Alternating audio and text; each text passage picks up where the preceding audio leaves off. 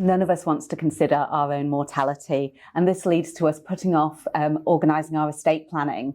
No matter what stage you're at in life, it's really important to consider your estate planning. Hi, I'm Sarah Minter. I'm a lawyer in the Wills, Estates and Succession Planning team here at Coulter Legal, and I'm based in both our Geelong and Surf Coast offices.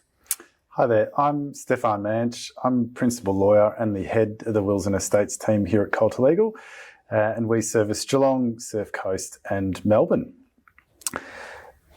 Now, estate planning is the process of arranging your affairs so that both during your lifetime and after you pass, you've properly worked out who is going to represent you and also who's going to receive your assets. It includes documents such as wills, enduring powers of attorney, and dealing with things like superannuation and any other assets which aren't in your own name. By structuring your affairs through your estate plan, you can ensure that we put in place strategies to pass wealth on to your intended beneficiaries. We can provide for asset protection, and we can make provision in the event that you no longer have capacity, as well as structuring your affairs to change and evolve with you as life happens. Hopefully, at the end of this process, all of this leads to achieving confidence and peace of mind. And I think, Sarah, we can leave people just sleeping a little bit better at night. We've done our jobs. Hopefully. So the first question when it comes to estate planning, and probably the most obvious one, is what is a will? I think most of us feel quite confident that we know what it is, but put simply, a will is a document that covers what happens to your assets on your death. But what happens if you die without a will? Well, if you die without a will, then you are what we call intestate. This means that you no longer have a say about what happens to your estate. It means that if you wanted to leave a specific gift, for example, your grandmother's wedding ring to your sister, that wouldn't necessarily happen unless you leave it in your will as a specific gift. If you die with no living relatives, then your estate is then paid to the Crown, and that's the federal government. And it might be that you would like that to go to a dear friend. For those starting out in their career or with modest assets, so younger people often, a simple will is the way to go, and that's a pretty straightforward process, but a great thing to get in place. However, through life, there are a number of triggers which mean that we should update and review estate planning. So we start simple and then we build as life changes. It often surprises our clients that, subject to some exceptions, their will actually ceases to be valid when they get married. Yeah. And we see this quite often where a marriage has happened, wills aren't updated, and it's a real surprise to people. A change in relationship status, things like the purchase of a major asset, the birth of children, are all important triggers to review your estate planning, amongst others. So with going through your estate planning, we're going to go through our estate planning checklist. This will help you go through all of the elements that you need to consider when you're coming together about your estate planning. So the first thing is identifying what your estate plan covers. So under your will, you have to consider which of your assets will fall under your will. We'll call these the estate assets. So estate assets are assets that are held solely in your name. These can include share portfolios, bank accounts, houses, even your car. Assets held in joint names, I know a lot of us have joint bank accounts, do not form part of your estate assets. But for many of us, our home is our biggest asset, but it may or may not form part of our estate. This is another thing that we come across really frequently in estate planning, is people buy a property and then beyond that they live in it, they enjoy it, and they kind of forget how it's held. But the ownership of the property is central to how it's dealt with in the will, and the flexibility that you have as an individual to deal with it. If a property is held in your sole name, that's pretty easy. It's managed by your will, and you've got the ability to do with it what you wish. This includes maybe a primary residence. It can also include an investment property or a commercial property. Where you own properties with other people, that's where it can get a little bit more complex. And there are two types of joint ownership. There's joint proprietors, which is the normal way in which a husband and a wife or spouses would own a property. In that type of ownership, if one of those joint owners passes away, the property essentially automatically transfers to the survivor by what's called survivorship. What that means, though, in the will of each of the joint holders is if the other person survives them, there's no control to deal with the property as they wish. It will automatically transfer. Now, for a lot of couples, that's really easy. But if a property was bought by, say, siblings or friends as an investment and it was held in that way, that manner of owning and the outcome that's created is probably not the right way they want to deal with it.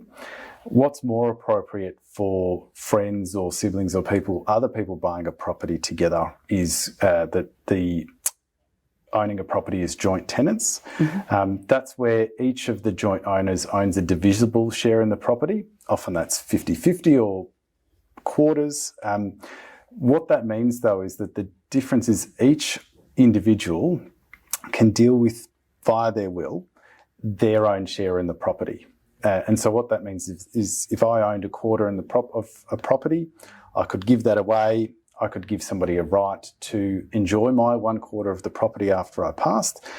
And so as you'll quickly see, us knowing as your estate planning lawyers what manner of holding your property is held is really central to your estate planning and what we can actually do with the property. Yeah, and we've certainly seen that as well, where we've got blended families, mm-hmm. and sometimes it's the case that somebody has a second spouse, and they hold all of their wealth held in properties, but they might hold it as joint proprietors, so it goes by survivorship. But actually, tenants in common might be more appropriate if they've got adult children or someone else they want to benefit. That's right. And as part of the estate plan, we might discuss or advise whether changing that manner of ownership is the right thing to do in order to achieve what they really want with their estate plan. So we've covered the assets that are an estate asset, part of your estate plan. So you're probably thinking, well, what falls out of that? What isn't an estate asset? Well, thinking of non-estate assets, you've often got one of the most common is your family trust structure that falls mm-hmm. outside of your estate assets. And then certainly the one that we come across in, I'd say pretty much every estate planning meeting, is your superannuation. So your superannuation is held as... It's within a trust structure. Within a trust structure. And so without a binding death benefit nomination in place to your legal personal representative, in other words, your estate, the superannuation does not form part of your estate assets. So special consideration does need to be given to your superannuation with your estate planning. And that's something that we'll go into a bit more detail about later on in this video. Now, we've talked about assets, we've talked about bricks and mortar. Now it's on to the people. So who do you want to include in your will? Who do you want to appoint to particular roles? And so we're going to run through each of those with you now. Yes, so the first people to consider are the executors of your will. So your executors are the people who you choose to administer your estate in accordance with your will. So these people should be people who you trust. They need to be over the age of 18. Ideally, you don't want to appoint more than 4 people, and you can appoint both primary and substitute executors. So a substitute executor would only act when the primary executor is unable or unwilling to do so. For example, if they passed away beforehand or had dementia or something like that, which means they can't act as the executor. In selecting your executors, as I said, it's important to choose somebody who you trust. Our clients often choose a sibling, a partner, or maybe an adult child. And when appointing an executor, it can often seem like it's a very big job you're asking somebody to do. Most executors work with a law firm like ours to help with the administration of the estate, which tries to make it as smooth a process as possible. Sometimes there isn't anybody suitable to appoint as your executor. And in those cases, you can appoint professional executors. These are organisations like the Victorian State Trustees, mm-hmm. or even solicitors like us here at Coulter Legal. That's right. And that sort of appointment is perfect when either there aren't people, of the right age or appropriate to act, or where, as a will maker, you consider there might be conflict upon your passing and you want to give that role to somebody independent to take the emotion out of the role. Yeah. So we've spoken about executors. Now we need to talk about beneficiaries. And so beneficiaries being the people who you want to actually benefit from your estate, who's going to receive your assets. So there are a number of different ways in which people can benefit from your estate. They can receive specific items. They can receive specific assets like a parcel of shares or a property, or they can receive a proportion of your overall estate asset pool. You can have a mix of those different types of gifts within a will. And the important step in that process is working out who you want to leave things to. We also often talk about alternates. So if a person has predeceased you, who would take that gift, in lieu of that first person. The other important thing is to consider who you've got perhaps a legal obligation to make provision for. And that generally would be people who are dependent on you during your lifetime. Often that's a spouse, minor children, or potentially even adult children who you continue to financially support even into their adulthood. Now, a will can include, like I said, a mix of those specific gifts, and then often what happens is anything that you don't want to gift specifically goes into what we call the asset pool. Any liabilities are paid from that pool, and then there's a distribution of that pool in proportions if we're giving it to multiple people. So in a very nuclear family, that's pretty easy. It's usually you'd give that pool to your spouse in the first instance if they survived you, and then maybe equally divided between children. But as we know, the nuclear family is less and less common these days, and so a lot of the planning is around dealing with blended families, children from prior or different relationships. Maybe you don't have a spouse or children and you're gifting your assets between family members and charities. And so all of that is important, along with considering who you actually have a responsibility to provide for. Now, in terms of talking about that responsibility, we'll get into that a little bit later in this video, where we talk about potential claims against an estate. So, as parents, Sarah, you and I both know that deciding who to make parenting decisions for your young children is going to be both one of the most difficult decisions to make as part of the estate planning process, but also probably one of the reasons you come to the estate planning process in the first place. Definitely, and it's certainly one of the most important ones that we find a lot of people like us with young families come to us to speak about. So in your will, you can appoint guardians of your children. So guardians are those who you nominate to care for your child or children when they're minors. So if there's no specific instructions in your will and both parents pass away, then any person with sufficient interest, that could be a grandparent, an aunt, an uncle, can apply for guardianship of the children. So in your will, you can appoint a guardian. And it's important to recognise that while appointing a guardian in your will is persuasive, the final decision when it comes to the guardianship of children does go to the family court. So how do you choose who's going to be the guardian? You might think, who's already got a bond with my child? And you might also consider practical things. Where does somebody live? Do they live locally? Can my child continue to attend the same school? And do they have the same values as me? Mm-hmm. So, aside from your own personal assets, dealing with your family members, your children, a will should also deal with any business interests that you have. Those business interests are usually via the control of a trust or an interest that you have in a company or some other business structure. We'll discuss that with you as part of the estate planning process, but essentially a will is a great tool to pass on control of those entities and to provide any wishes you have around how those entities are run after your passing. The will's also a great place for other wishes that you might have. So those might include wishes around a funeral, the wishes around burial or cremation, and it can go as far as I've had some clients, want to list the type of champagne that they want at their wake. Oh, wow. Music to be played. So it's really a great opportunity where there are specific wishes to actually include those in the will.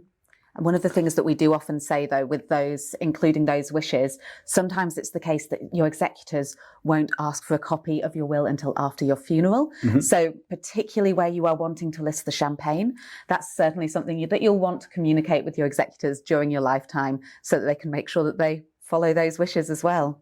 Absolutely. And along the same vein, if you have wishes about organ donation, again, as the will often doesn't come out till sometime after you've passed, it's the most important thing is to make sure that you register that yourself online outside of the will, because often it's too late by the time that the will is actually read and brought to the attention of others. Yep. And the final wish that we often consider is in relation to your pets. You might want to include a clause about who's going to care for your pet. I have a border collie and she certainly features in my will, although I'm hopeful that that clause won't need to be used at any point. Absolutely. So now that we've worked through some of the decisions to be made around people and your assets within the wills, the next important decision, which we discuss with all our clients, is actually the form in which the benefit flows to your beneficiaries. And what I mean is how do we provide what you've worked so hard for during your lifetime to your beneficiaries so that they can maximise the benefit that they receive from it. Some of the questions that we ask around that planning are, is there a vulnerable beneficiary who needs extra protection?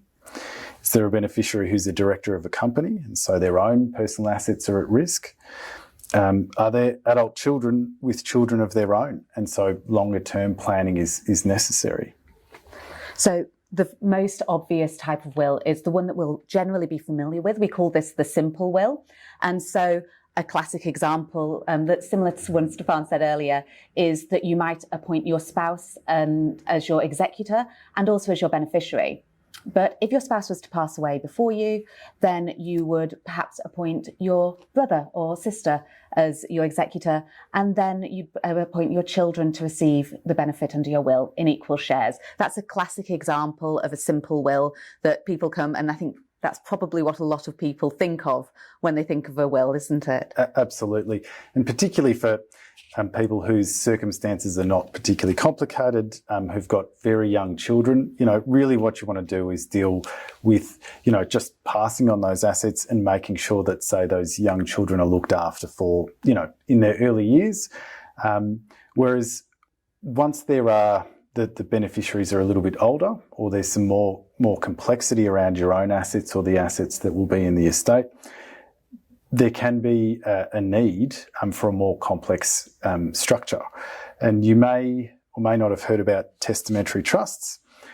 So a testamentary trust is essentially a legal entity into which estate assets are paid for the benefit of your beneficiary, but the assets don't go directly to your beneficiary in their own name. So the trust holds those assets.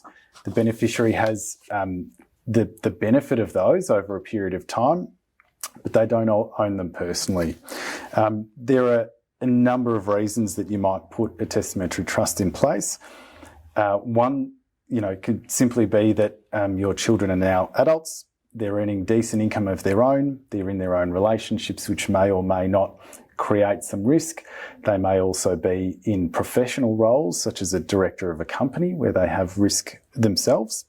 And so it's simply beneficial, even just from a tax perspective, for them to, instead of receiving the assets into their own name, needing to then pay tax on all of those assets or the income from those, again, at their own marginal tax rate on top of what they already earn, or to have those assets at risk of, claims against that person, in their professional capacity. So what we do is, in that situation, we have the basis of a testamentary trust within the will. It doesn't become effective or established until the will maker passes, but what it provides is a mechanism which protects the assets that you're providing to that beneficiary. It gives them some flexibility to distribute income amongst their own families, and it does give them varying levels of protection, which they wouldn't get if their assets were in their own name. Mm-hmm. The other benefit of testamentary trusts is that they can benefit multiple generations. So a testamentary trust has a maximum life of 80 years, and that 80 years doesn't start until the will maker has passed away. And therefore what it allows is that you can provide a pool of wealth that will benefit your children, your grandchildren, and maybe even beyond that. So it's a fantastic tool in estate planning, and also a valuable tool for vulnerable beneficiaries and beneficiaries who need some added protection because of their own circumstances. Now, another major focus of estate planning, and a discussion that we have with all our clients, is how we can avoid, where possible, family disputes or challenges to the will. Yeah, that's certainly the case. So it involves careful consideration about who you might have a responsibility to provide for. This we outlined earlier when we were talking about the beneficiaries. So this might be due to your relationship, the vulnerability of the individual, or the ongoing provision of financial support to others. So it's also important to us as the legal team to eliminate the risks of any allegations of the will maker being influenced by others to prepare their will in a certain way, or allegations that the will maker lacked capacity, what we call testamentary capacity, to understand and to make their will. So if not, the will might later on be found to be invalid. And so a big part of our process when we're working with clients to prepare their wills are taking steps to make sure that those sort of validity challenges are eliminated whilst in the will-making process. As you can understand, proving that somebody has capacity or somebody wasn't influenced at the time they were making their will is really hard to prove retrospectively. So, if a person passes 10 years after they make their will, going back and being able to prove that they had capacity at the time can be really difficult. So often what we do as part of the process is, one, in terms of undue influence, we take away any chance there is of that. That can be done fairly simply, and that is by only making sure that we take instructions directly from the will maker, not from anybody else who's seeking to assist them. And also by making sure that when we sit down with clients and we're at least confirming their instructions, we're only sitting down with them.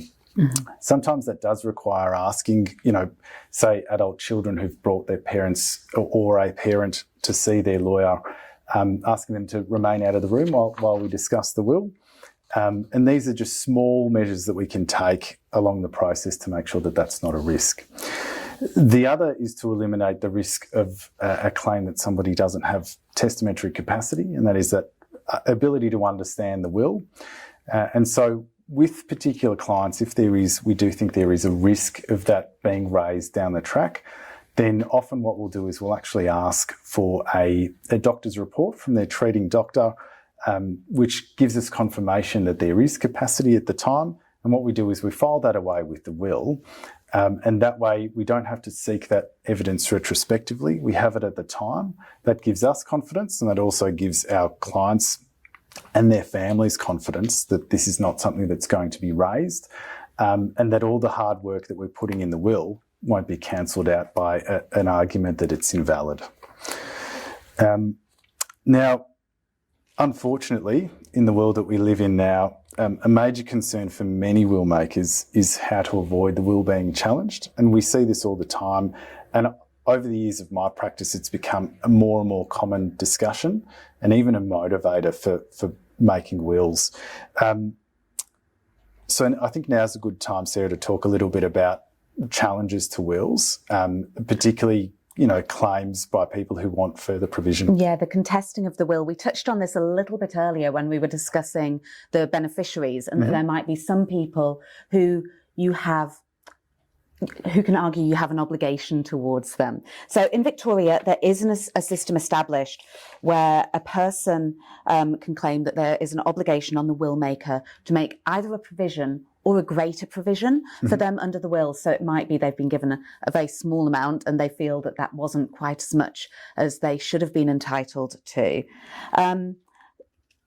The obligation is created by a number of factors, and this includes, first of all, the relationship between the will maker and the claimant, the personal and financial circumstances of the claimant. It's often the case that the worse the financial circumstances of the claimant, the stronger any claim that they might have would be. And whether there's a history of financial support from the will maker to the claimant prior to the will maker's death. There's a number of strategies that we can implement to try and avoid potential claims. And this is depending on the circumstances of the individuals involved, the timing and the priorities of the will maker. Yeah, no, you're right, Sarah. And so it's not all doom and gloom, and we don't spend all our time worrying about a claim. But if somebody raises that they think a claim might come after passing, it gives us plenty of opportunity to put in place some strategies, as part of the estate planning process to try and eliminate that risk if we can. Sometimes it's as simple as considering the distribution of the estate and us advising whether it's a fair or strategic division. So, somebody might say, well, I'd like it to be uneven, the distribution between their beneficiaries, and on discussing that actually that might give rise to a claim, we might rework that or close the gap in terms of the distributions. There's also the opportunity to gift assets or transfer control of wealth during a person's lifetime. And so again, whilst this doesn't seem like something you discuss as part of a will, which is post-death, sometimes the discussion and the personal circumstances of a client allow that, passing on of wealth during the lifetime is possible. And a really good example of that might be a farming family where farming assets are held or properties within a trust.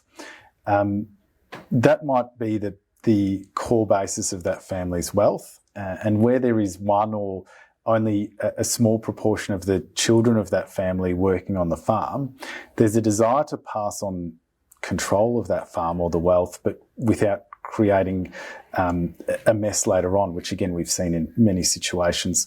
So clients we've worked with in the past have made the decision to pass on control of those, the farming trust which owns those properties, to their children during their lifetime, and it takes away the issue of that happening beyond death.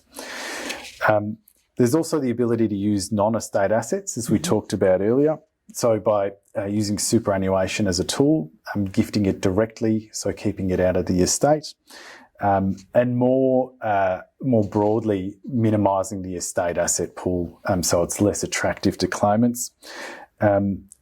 There's the ability to move assets into trusts or into other structures, using agreements or even just communicating with family members about what's going into the wills. And often these disputes, we hear about the worst case scenarios, but often they're resolved by negotiation or mediation before they go to court. But unfortunately, when there's a dispute between family members about a will, the relationship and the damage to the relationships is generally already done. There's also often quite significant costs associations as well, aren't there? That's right. And with costs, and this is a question we get a lot, the starting point with costs around a claim against an estate is that parties meet their own costs. But in certain cases, the court may order that the estate pays the costs of the person bringing the claim, or maybe that's part of the negotiated settlement. In any event, avoiding claims is part of the assessment that we undertake and a core part of any discussion that we have when working with individuals through their estate plan. So when we're thinking about estate planning, we've talked quite a lot about the will, which is obviously the key document that we all think about when it comes to estate planning. But as we've noted earlier, for a lot of people, their superannuation is actually probably one of the largest assets, essentially, that they need to consider, and it's often given the least amount of attention in the estate plan. That's right. And we're really keen to have clients leave with a holistic estate plan. And it wouldn't be that if we didn't talk about super and make sure that aligns with the rest of the estate plan. So it aligns with the will and the plan for the other assets. So as Sarah mentioned earlier, superannuation is held in a trust structure. And so what that means is it's an asset that's there and available for the future benefit of the person who owns it. but it's not an asset in their own name in the same way that a house or a bank account is. There's a lot of law around superannuation, and a big part of that is that there are rules around who can actually receive superannuation benefits, and that often includes insurance, life insurance, upon a person passing away.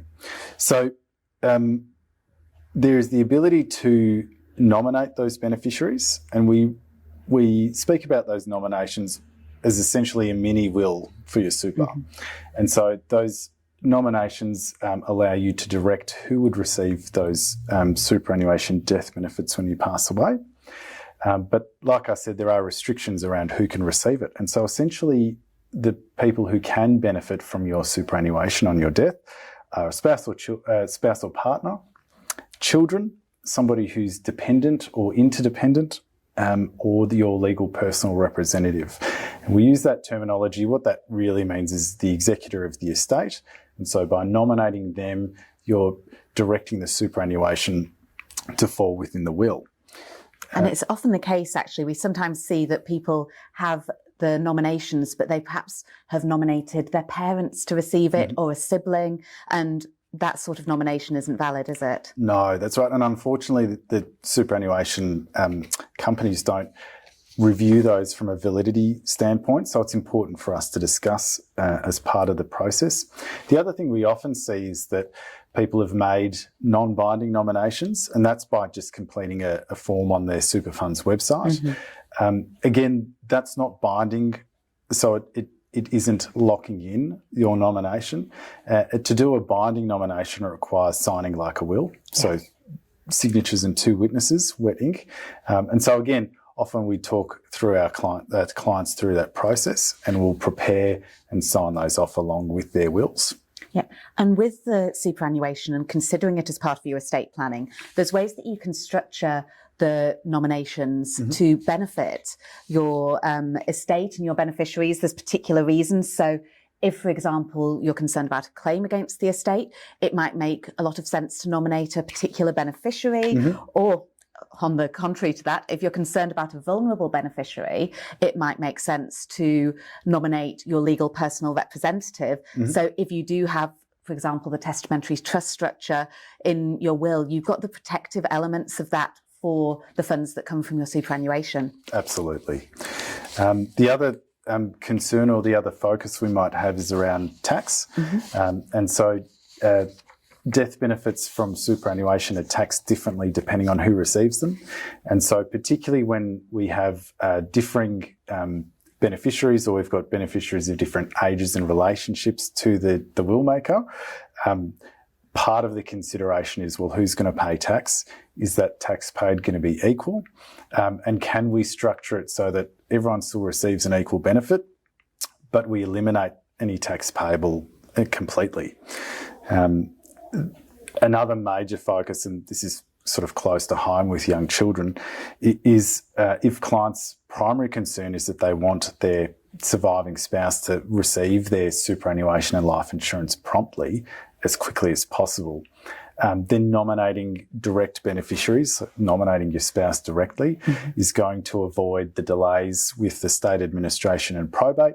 And so that might be, if that's the of core importance to our clients, then that's the nomination that we'll suggest. So there's really quite a lot to consider when it comes to your superannuation. It's not quite as simple as we perhaps think. So absolutely.